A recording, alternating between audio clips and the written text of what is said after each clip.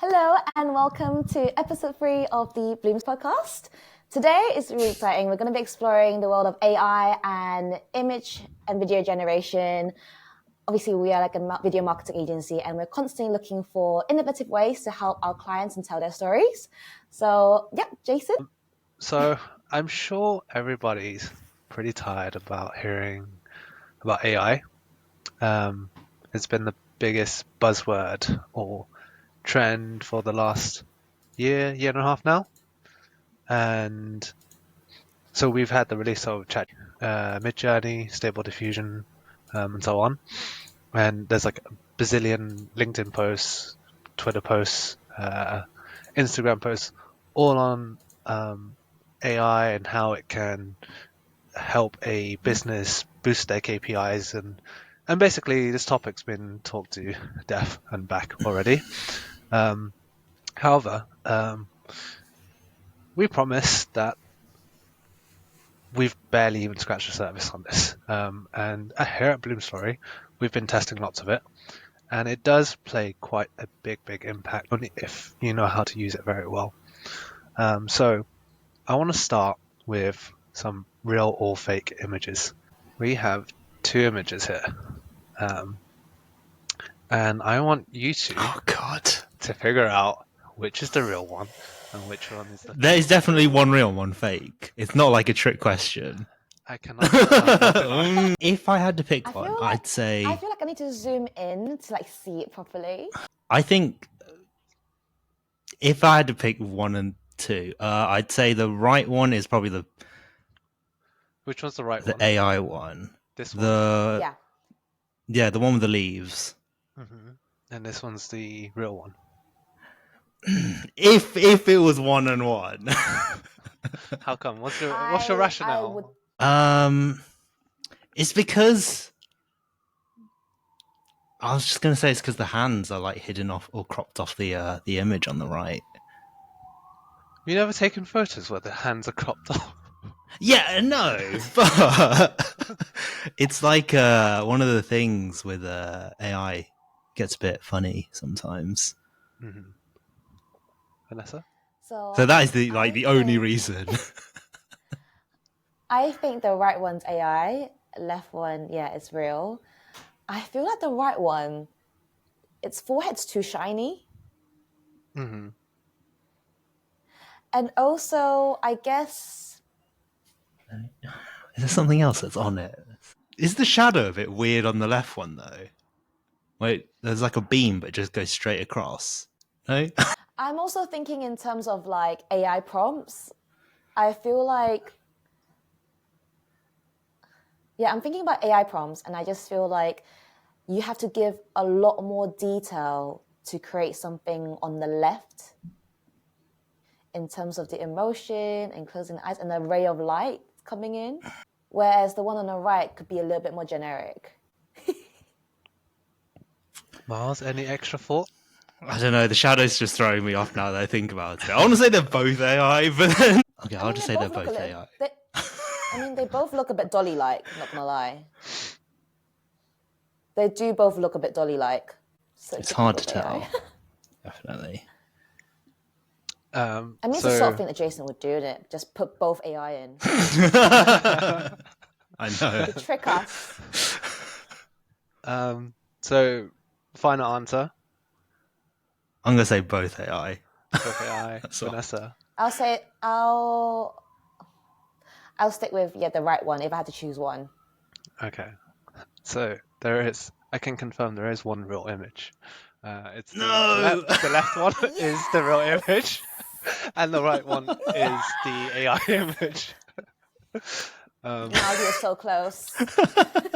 But yes, we're at this point now where it's incredibly hard to tell, especially at a glance. So if your eye's been trained for this, you can spot it. But if you're just like quickly glancing over this, it's very hard to tell it's AI generated. And I guess over the last year and a half, these AI image generators have improved by like quite a lot. That it's at this point where it's getting almost impossible to tell. There is still, like, as you pointed out, Miles and Vanessa, that there is like some sort of like weird finish on the skin. So usually the skin is like the easiest place to spot it. It's like this weird, like smooth, like a bit, like smooth, polished finish to the skin. Shadows, yeah, I guess. I mean, like the leaves are a bit all over the place. But I think with time the shadows will be corrected. But yeah, so we have that, and then okay. So what we've been doing a lot here at Blooms is figuring out how to prompt engineer essentially. And when I say prompt engineer, I mean writing prompts in a way uh, to get the output that you want. So I tweeted this earlier where I said AI doesn't make you better, it makes you faster. However, shit at shit created at the speed of light is still shit. You need to be very good at the input.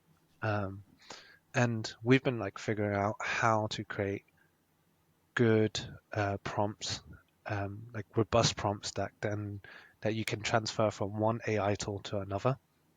And that's what we're going to be exploring today, essentially. Go on, Miles.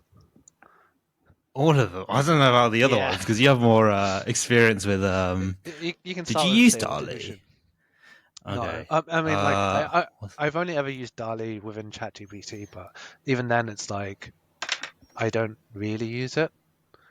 What I do is, so let's say I feed a piece of text into it, and then I say to ChatGPT, I'm like, okay, generate me an image based on this text I've given you, and it will generate an image. And usually I'm not happy with it because it looks like too much of like a comic slash cartoon. But then I say yeah. to ChatGPT, give me the prompt you used to generate this image, and it will give me the prompt, and then I'll take it to Midjourney and then feed it into Midjourney. And it Yeah, gives you like a way more less cartoony yeah, start with the exact same prompt. Oh, yeah, okay. yeah, I've not Wait, really so, used them. so you used what platform to Midjourney? ChatGPT. yeah. Because like there's sometimes like when you do a piece of writing, you might not have like any inspiration of like what image you have in your head, and you can say to ChatGPT like just like generate me an image based off this, um, and then it can give you some ideas, and then that's why you can take it to Midjourney and be like, hey, you can either edit the prompt, but it will give you like the right structure or even the words to then create a better image in Midjourney. Yeah, that makes sense. Yeah. So it's a lot of like this transferring between one platform to another platform in order to get the best results. It's the same way how with when we use ChatGPT and Gemini, we know Gemini is better for Yeah. research, but we know ChatGPT is a bit more creative than Gemini. So it's a case of just like hopping across the two in order to get the best results. Essentially, Yeah. Which it's like you can't really be lazy with it with like these AI generative tools. You can't just use one because one has a bias to it can be unreliable. So yeah. I mean, that's why it's important to it jump makes across. yeah, it makes sense anyway because a lot of the results we want requires like asking a lot of questions or giving it several different prompts before getting the end result anyway. So because of that, it's quite easy to like jump in and out of different platforms, I guess, rather than giving it one prompt and relying on it to generate the one outcome that we want. Yeah, yeah. The only downside is it just hurts our bank account because you're just paying for so many AI tools. You know, I pay for Chat, I pay for Yeah. Gemini, I pay for Midjourney. Midjourney. Um, And I think that's all I pay for now. Yeah, and I feel like the more we explore, the more platforms I want to pay for. I'm like, oh, this looks really cool, and I'm like, oh, is it worth it? Yeah, but also Gemini is also having a meltdown too. Like yesterday, all over Twitter. Oh yeah, I saw that. Yeah. Just like making really random things. Well, okay. So yesterday, like, there's two meltdowns yesterday. So ChatGPT was having a complete meltdown yesterday. It was just producing random words as a response, and then for Gemini, people found out that it it refuses to generate images of white people.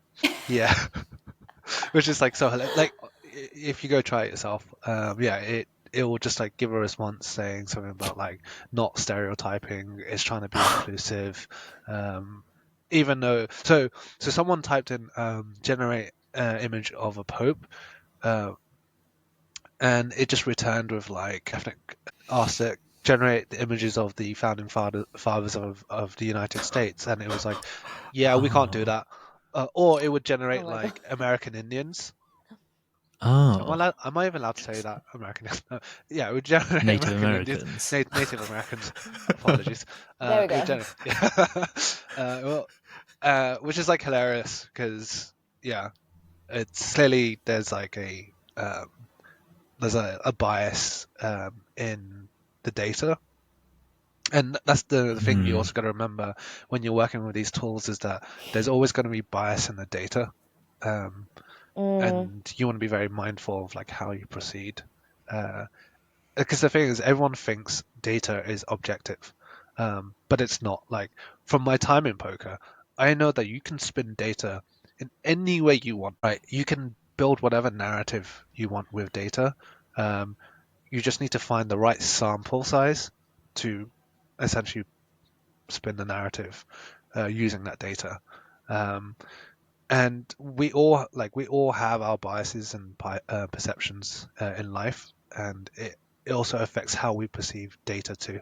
Um, it happens a lot in the stock market where one person will look at a piece of data and think, okay, I want to sell the stock, and another person will look at the same data and think, okay, I want to buy the stock. So Hmm. this is what I mean by yeah. you got to be very careful about data, and I think a lot of people think that data is the holy grail, uh, and it really isn't. It's the case of how you. Mouse? You want to tell us Uh, more about Stable Diffusion, Stable Diffusion. Midjourney, and DALI? So my experimentation has mainly been on Stable Diffusion because I think it's what you mentioned earlier, where it was like a lot of pricing points with everything else. And Stable Diffusion was like open source, I believe, or it was open and it was free to download and play around. Is it no longer free? It is, but I mean, compared to Midjourney, because Midjourney you have to pay, right? Don't you? Yeah. Yes. It's not a lot though. It's only It's quite $10, cheap, right? Yeah, $12. $10. Yeah. Yeah.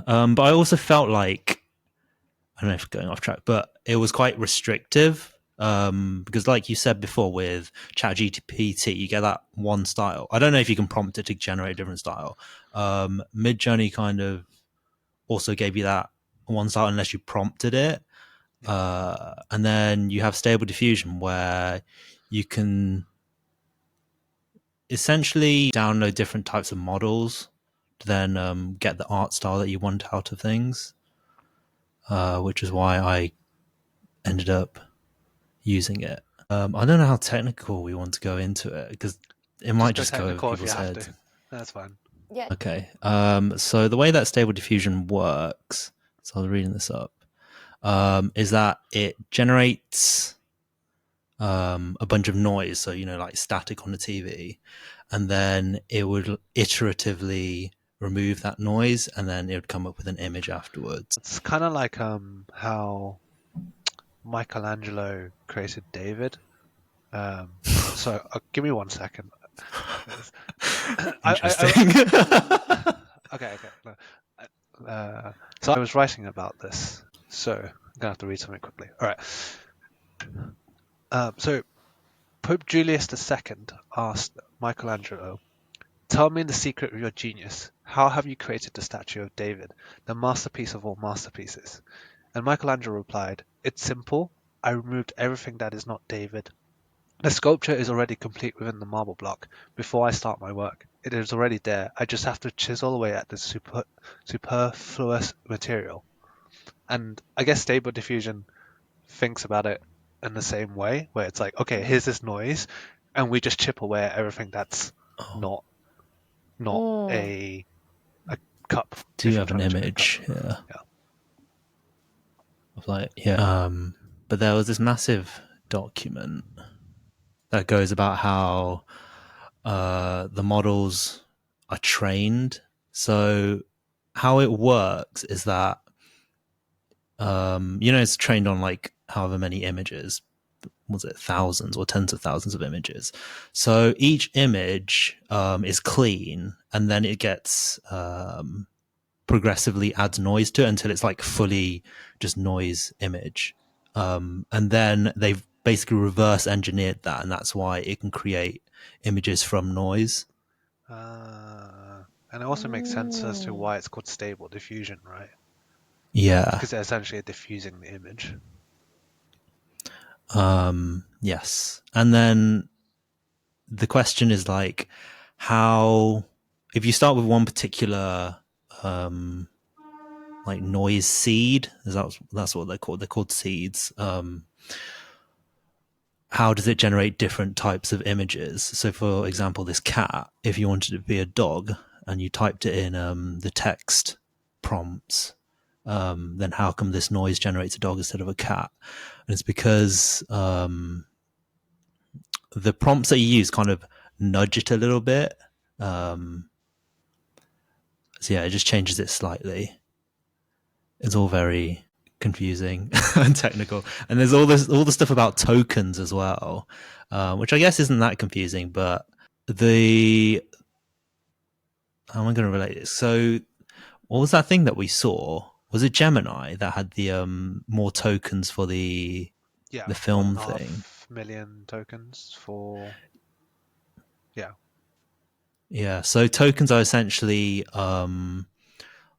words that are converted in a way that the AR model can understand it.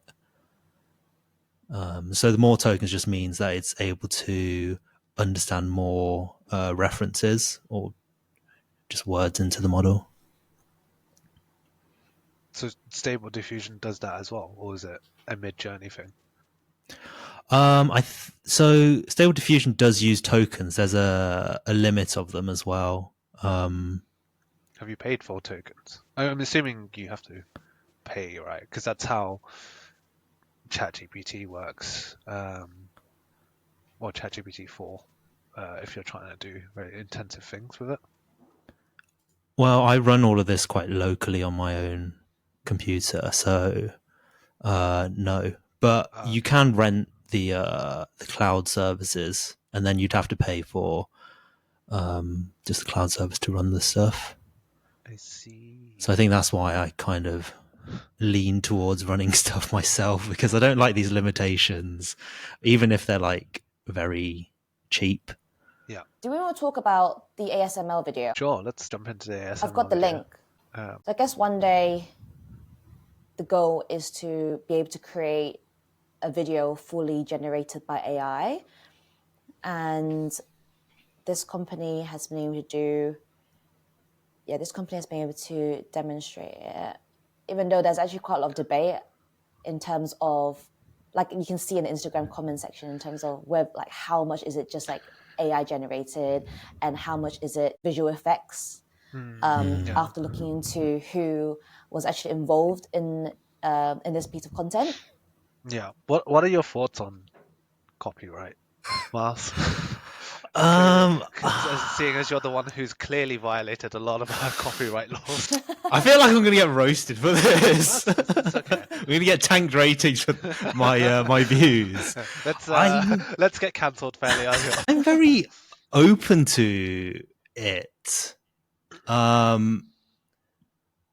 don't know. I think it's just exciting to see where it goes. Yeah. But maybe that's because I've not put a lot of my personal works out somewhere that, someone's then just scraped all the work. Yeah. Okay, so let's assume you create an image in the style of Vincent van Gogh. Yeah. Do you think you deserve the rights to Okay. the image? No, because this is going to be something that like brands and businesses are going to be very concerned about, right? Yeah. Particularly brands. I think small business doesn't. They won't care as much because they're trying to lower the cost of production. Whereas a Mm. brand which has built up a lot of goodwill and trust over many, many years, they're going to be a lot more cautious. And yeah, they're going to be very careful for how they approach all this stuff. And I think that's part of the reason why they've not fully leapt into AI. They're still very cautious because they're trying to figure out where can they push the boundaries of creative innovation, right? Can they, can they mimic the style of Van Gogh and not be done for copyright? Um, so yeah, I think it's an interesting question. Do you think if you created an image in the style of Van Gogh, you own the copyright to it? No, I I feel would like say something no that's either.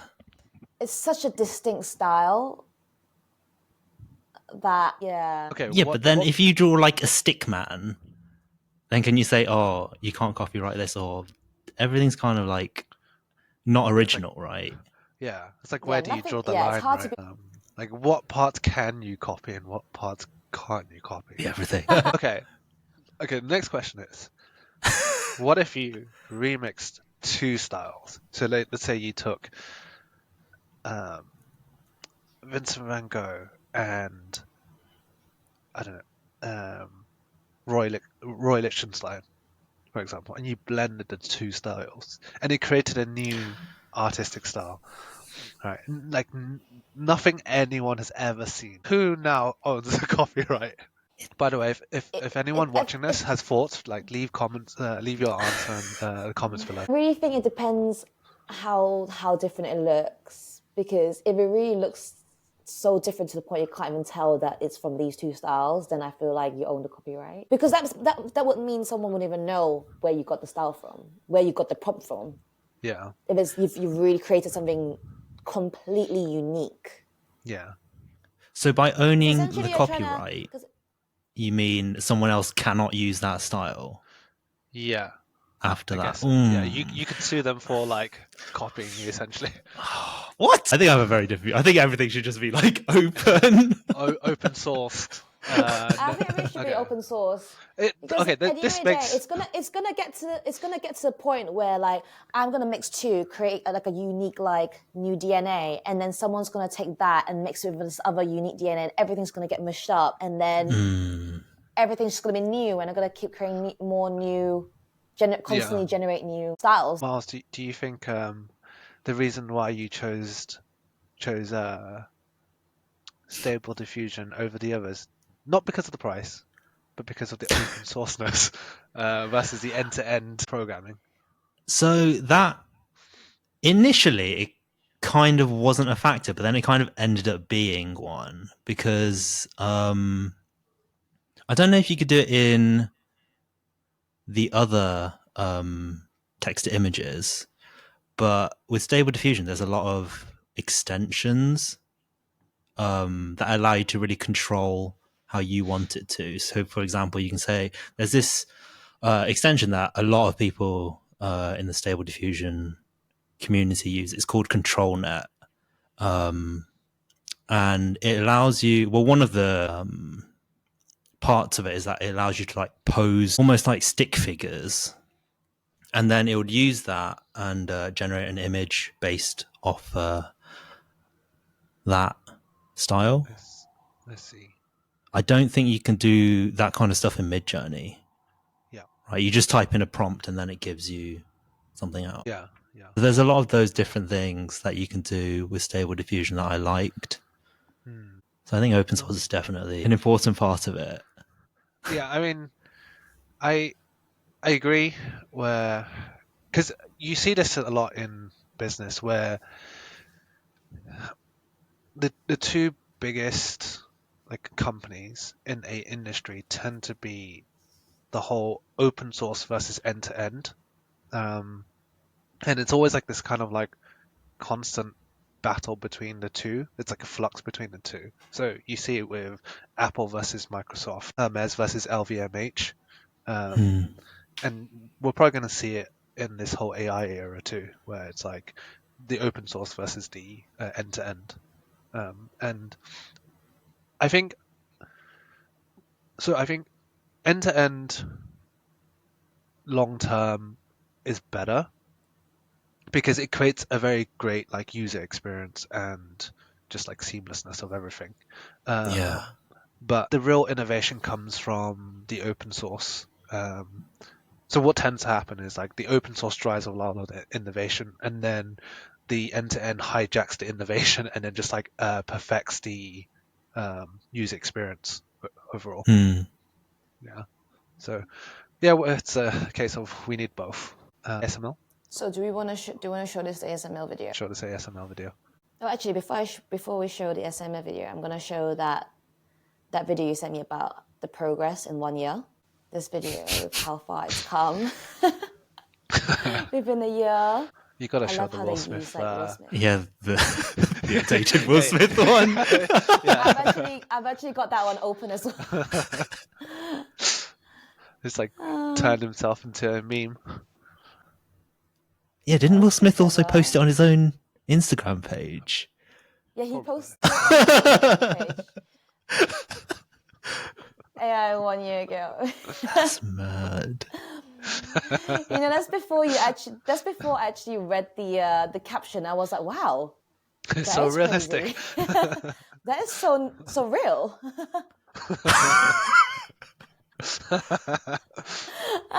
What? Real.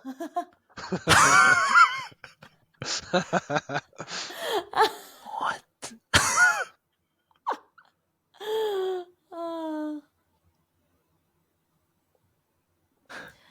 So let me show the ASML one.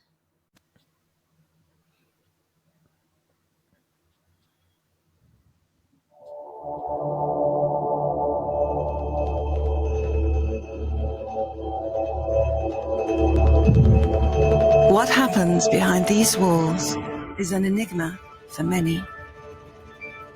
We've been thinking smaller and smaller because your dreams kept getting bigger and bigger. Giant dreams that made our world more mobile.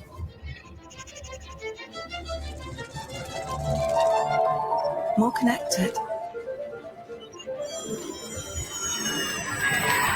More fun.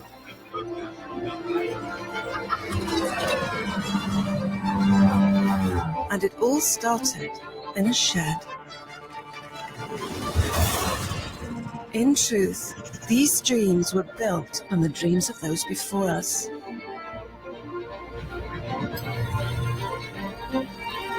The giants who changed the world many times. With their vision, their discoveries, and their principles. If we've seen further, it's by standing on the shoulders of giants. Today, we can make what seemed impossibly small yesterday. Imagine how big we can dream together tomorrow.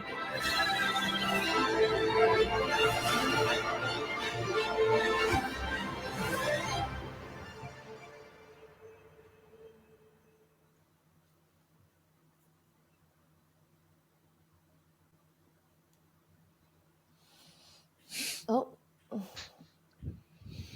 Yeah, every time I watch that video, I feel so inspired and everything's like so magical and that like anything is possible. Yeah, for sure. Just the visual and the music. I think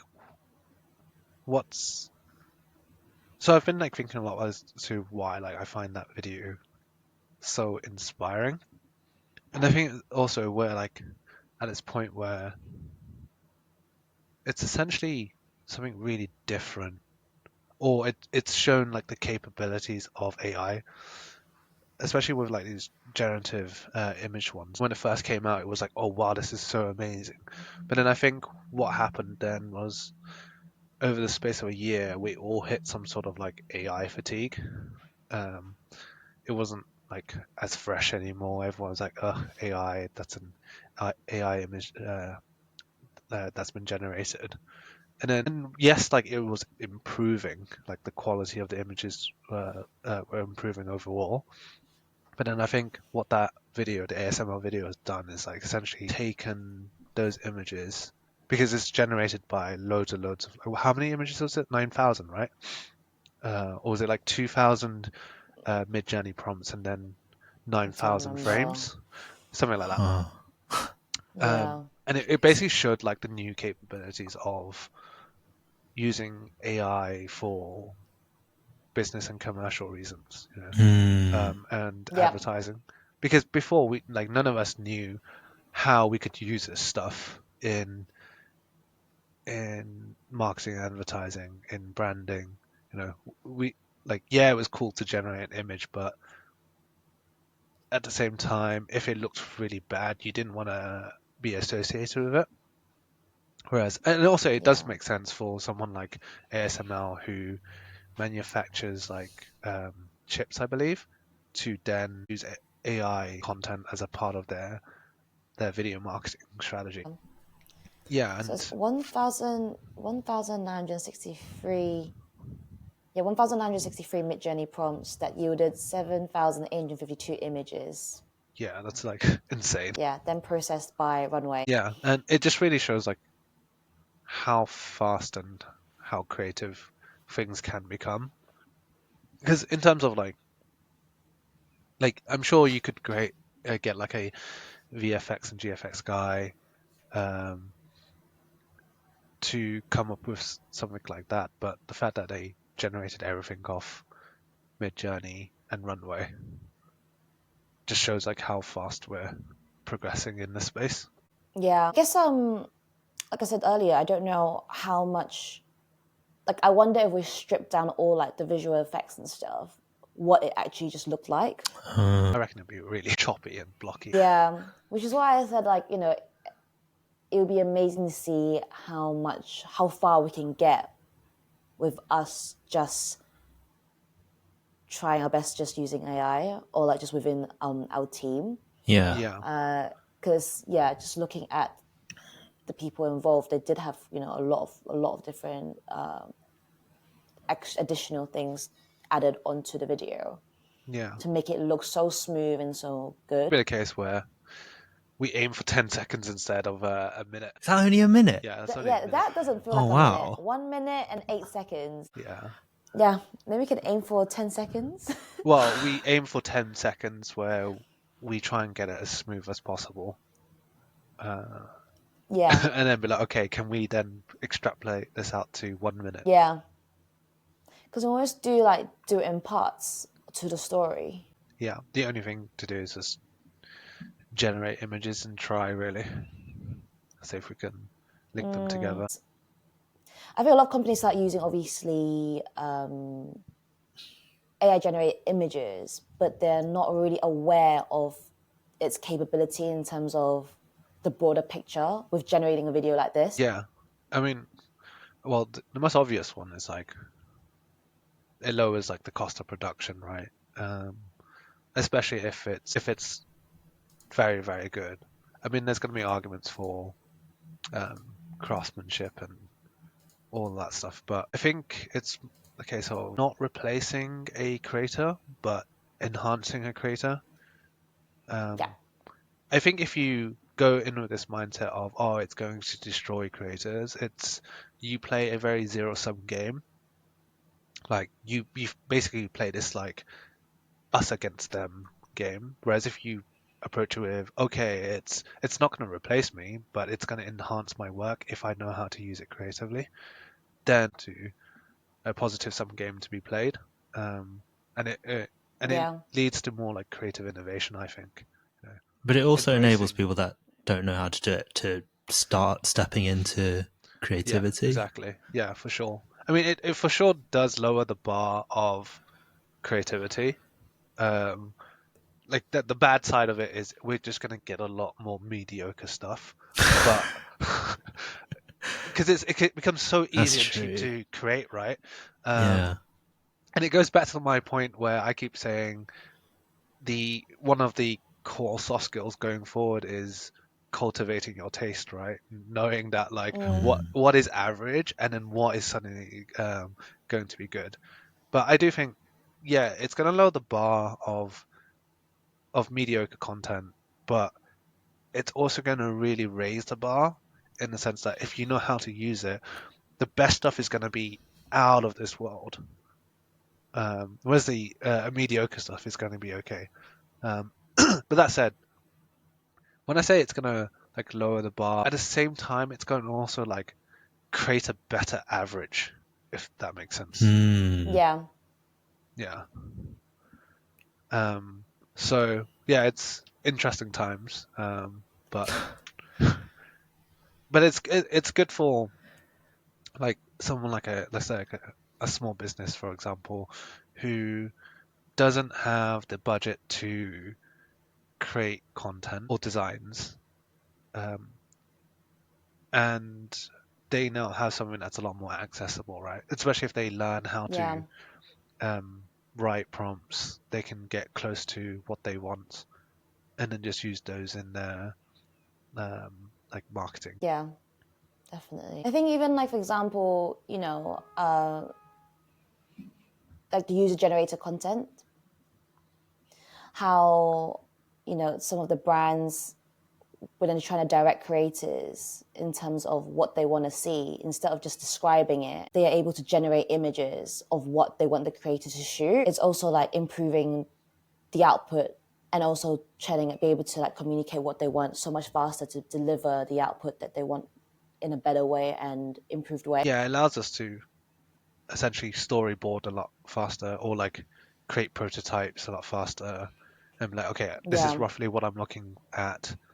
Well, roughly what I want. Can you create something like this? Yeah. So yeah, it's not the end of the world, as a lot of people like to put it. Okay, shall we get into demoing time? Let's try and make an image of Mickey Mouse in the style of Leonardo da Oh Vinci. God, I don't know if I can do Mickey Mouse. God, I don't know how to start. Okay. All right. So if you guys want to know how to prompt engineer, there's essentially you have to start thinking about things in a certain way, and so it becomes very helpful to essentially expand your vocabulary, because if you know the right words to put into these tools, you get closer to what you want to generate. I believe like art historians are going to have a huge advantage going forward, because they know a lot of like styles and artists and perspectives and stuff in art, and they can describe almost like anything to generate an image. But if you're uncultured like me, there's ways to get around this, and I'll explain a little bit later on. Yeah, so as I mentioned earlier, there's a few ways where you want to start thinking about how to prompt engineer. And that means essentially thinking about things in its like parts or a structure. And so I found with like you basically don't want to like steal frameworks off these people, because frameworks are susceptible to change. You kind of want to think about things in terms of principles, because principles endure across like the different platforms. And I have found that there tend to be 5 principles that you want to think of whenever you're using something like ChatGPT, each platform. So the first one is you want to give a direction. So you want to describe the desired style in detail or reference a relevant persona. So, for example, you want to say, I want this in the style of Leonardo da Vinci, or I want to write in the style of Malcolm Gladwell, for example. And then the second principle is you want to specify the format. So you want to define what rules the AI tool has to follow and the required structure of the response. And then the third principle is you want to provide examples. So you want to insert like a diverse set of test cases or examples where the task has been done correctly so that the AI knows what to mimic. This is like sort of like telling a employee or like a specialist what you examples that you'd like for them to copy. The fourth principle is you want to evaluate the quality. This is really important because I said earlier that when AI doesn't know what the example is, it hallucinates and it will just make up an example. So your quality assurance check has to be like on point too. You can't just what's the word outsource your thinking completely. You actually have to like go back, make sure that everything makes sense, identify the errors, and like think about like how you want to like improve on those errors. And then the fifth is like you want to divide labor. So what tends to happen is when you're in a AI tool for too long, it goes a bit haywire, it goes a bit funny. So you always want to stay long enough, build the context, but then start a new either thread or prompt using like the previous context so that the AI machine doesn't like have a meltdown. Until there's like until someone like OpenAI or Midjourney finds a fix for this, it's gonna keep melting down. So it's why it's important to start a new thread. Yeah. So with that, let's create an image together. So when most people use these AI tools, they tend to put in what I call a naive prompt. So they tend to be like, okay, they just like describe exactly what it is they're trying to do. So let's say you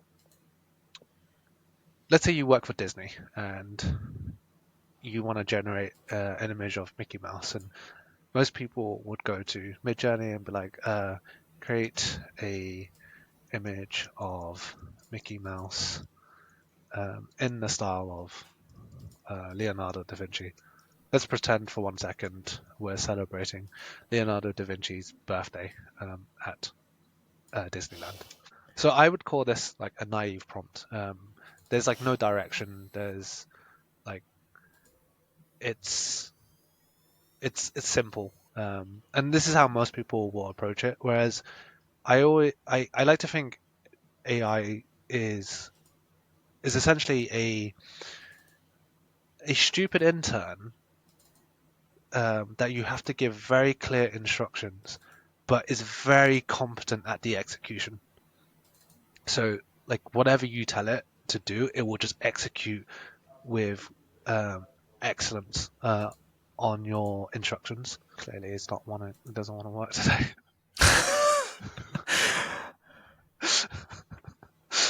Okay. Oh, interesting. Okay. So you say that's good enough. Like, you know, it's reasonable. The first one, it's kind of mimicking Mona Lisa. The second one is mimicking the Vitruvian Man. I'm going to assume the third one is pretending to be Leonardo da Vinci. And then the fourth one's like the second one, right? And like, it's good enough. But if you like want to get better, like you want to get like really good at telling it what you want to then start thinking about your prompts in a certain way. And so like each image or video consists of a style, an artist, a format, a booster, a vibe, and a perspective. and this is how you want to start thinking about images or even videos. So if you go to like a museum or even scroll on Instagram, you can start you'll notice like images and videos are like constructed of these 6 things. And when you start thinking about it in these 6 ways, you then essentially have a lot more creative freedom in being able to create exactly what you want.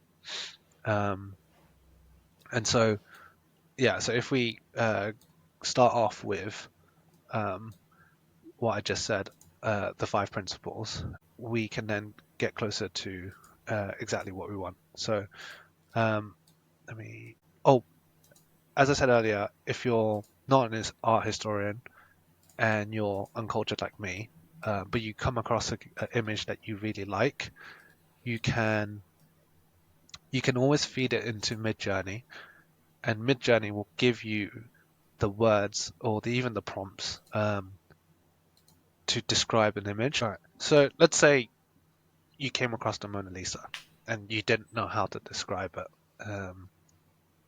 What you can do is feed the image into Midjourney. So you just type /describe, and then I can either provide a link or drag the image into Midjourney, and then click enter. And what you'll get is that Midjourney will give you 4 prompts on the image. So if it's not providing you enough detail, you can regenerate the prompt to give you something more in detail. So as you can see here, it says painted by Leonardo da Vinci. Let's say you didn't know it was from Leonardo da Vinci. At least it can identify it was from da Vinci himself, in the style of impressionist, brushstroke, intensive, portrait, dark grey and light brown. And so, like, I wouldn't have been able to describe images in this kind of way, but at least you know that there's like a impressionist style to the image, and so we can essentially take the words or the verbiage Midjourney uses and insert it into the prompt that we're going to construct, so that we get a better image essentially. So there's also, I believe, tools out there that can help you with like visual prompting. So what you can do is now, okay, so you can write create an image of Mickey Mouse in like Mona Lisa in the style of impressionist brushstroke, and even state who the artist is, Leonardo da Vinci. It's usually not this slow. It always happens, though, doesn't it, when Yeah. you're trying to show Yeah. something? It's so cute. The one on the right. Yeah, so it's got a bit haywire, as you can see. Is it cute? Oh, cute. I was like, cute or a bit freaky. Yeah, it's got Yeah. a little bit more haywire. And as you can see, it's not really generating like the result we want, right? It's like roughly getting there. Creepy. Yeah, I mean, like this one for sure is very, very creepy. So the next thing you can do is essentially input like the image that you want. So in this case, I'm going to take the Mona Lisa herself, and then put it into the prompt. And then you can. So this is where you can then decide how much of it do you want to copy. Do you want it to be 90% the Mona Lisa, or 50%, or even 100%? And if you want it like 50%, then you can just do -0.5, and this will weight it to be 50% of the Mona Lisa. And then you continue with your prompt of create an image of Mickey Mouse, impressionist, Leonardo da Vinci, and hopefully this one's a bit better. Yeah. So okay. So if you think about these things in like the six like essentially like structures of a image, you can then get really creative with what you do. So let's say we want to be more like Leonardo da Vinci. We know he's from like the Renaissance period, so you go like so you want to think about what the format is first. So in our case, we're trying to do like an oil painting. So, oil painting of Mickey Mouse. Give me an action of Mickey Mouse doing something. Uh, Cooking. Eating what? snacks. Okay. Eating. What snacks? Crisps. Snickers ice cream. Okay. Eating. Snickers. Snickers ice cream. Did you get Snickers ice cream, Miles? Me? Oh, Yeah. no, I haven't like been out looking for it. I think we should start bringing snacks to these podcasts. Yeah. It'll be way more enjoyable. Yeah. Let's say okay. So yeah, oil painting of Mickey Mouse, eating Snickers ice cream, Renaissance style, Leonardo da Vinci. That's a lot of. What else? Let's say vivid. I'd say that's the vibe we're going for, and then do we want moody? Vivid and moody. Or do we want I don't know, magical? Should we Vivid go and magical? Let's go magical. mysterious. Okay, mysterious. Let's go with mysterious. And we also want to give it a perspective, like so given it's like we're trying to sort of recreate the Mona Lisa, we say from in front. So if I said to you guys, yes, Mickey Mouse eating Snickers ice cream, you can imagine that in your head, right? It's because you have a bunch of neurons in your head that imagines Mickey Mouse, and then you also have another set of neurons in your head that like remembers Snickers ice cream, if you've eaten a lot of Snickers ice cream, and in your head you can essentially fuse the two together.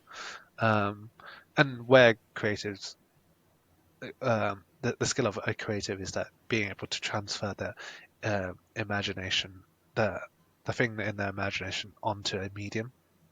And now that we have AI doing this, it becomes a lot easier. So okay, we didn't get Snickers ice cream, but we got ice cream.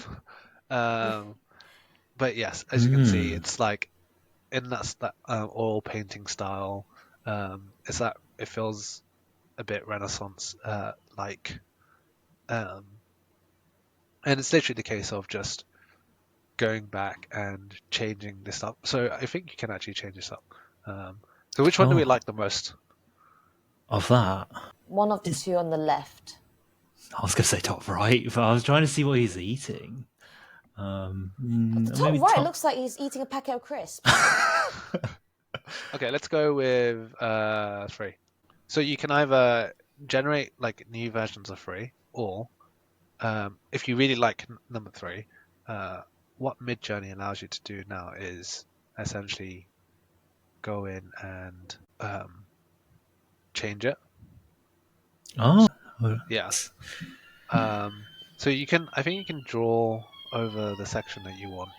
I would have been very impressed if they generated Snickers like accurately, like actually showcasing Snickers, because that would be like so big for brands, right? To be able to basically make content with their brand on it. Bearing in mind if like obviously, yeah, they have enough like data around the specific product. Yeah.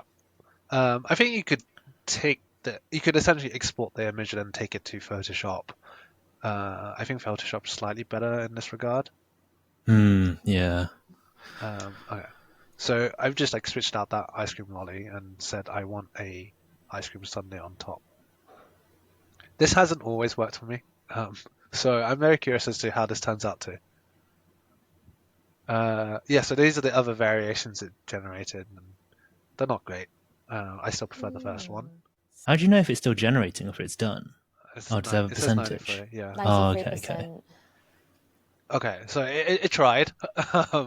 Like as you see, it failed, right? So it tried to generate a Sunday, but it couldn't do it. But that's the thing. You have to keep trying with these things. So it's the whole quality assurance thing where you keep generating. Like I can keep hitting this button, but we don't have the time to do that right now. But the point is, quality assurance matters quite a lot and probably takes the most time. I think you probably agree with this, right, Miles? Where it just takes a very long time to eventually find the image that you want. Like you're going through Yeah. maybe up to hundreds of images until you finally land the one that you want. But we don't have the time to do that right now. The important thing to remember is that you don't want to do this all in one go. Like you don't want to type out like a whole set of instructions for it to follow. You actually want to do like step by step, just so that it's essentially building context for what you want. And it's the same with ChatGPT, where instead of like giving it a whole set of instructions, you want to build context. You want to say, okay, these are the instructions. This is um, this is like some information, and then you also want to ask it if it understands what you're saying. Um, and then you want to build on there. And then once you've like built up enough, you then create a summary. You tell ChatGPT, be like, "Hey, create me a summary of what I've just told you in I don't know, like a bullet point list." And then that's when you take that bullet point list and you go to a new chat and you go, "Here's a summary of what I've just done or what I've just said," and then you can then type in the prompt that you want it to do. So let's say you've fed ChatGPT details about yourself, right? Like your career, what your achievements are, and then you want it to, and you're trying to create content um, based on who you are to, let's say, increase your personal brand on social media. And so you feed it the summary, and then you then say to ChatGPT, okay, based on these summary points of me, create me a social media content plan for Instagram. And then you want to specify this is for Reels or a static post or a story, and you tell it the goal. So the goal is to build engagement or a following um, with an audience, and then it will then give you a better response rather than you being like, create me a content plan on social media. It doesn't know, like, because if you tell it like something that's very generic, it's going to give you a generic answer.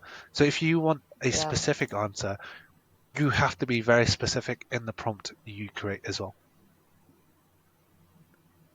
Yeah, that's definitely like the experience that I've had as well with creating content and content plans